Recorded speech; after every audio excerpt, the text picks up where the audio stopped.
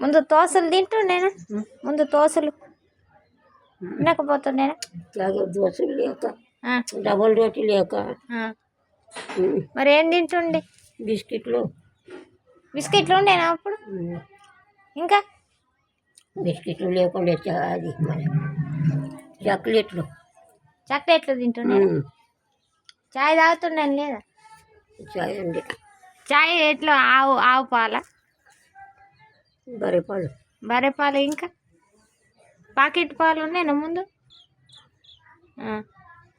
బర్రెలు ఉన్న వాళ్ళ ఇంటి బర్రెలు కొనుక్కొస్తుండేనా? కొనుక్కొచ్చుకొని తాగుడు.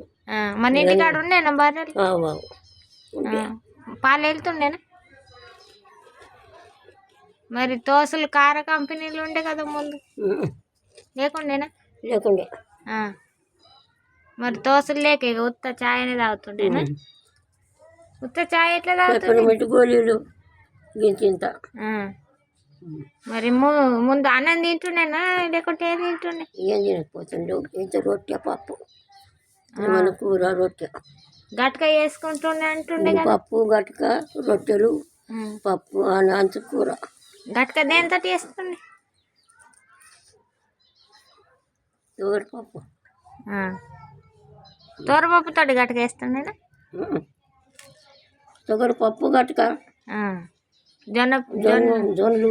జొన్నలు పట్టిస్తుండే కదా. చక్కని జొన్నలు.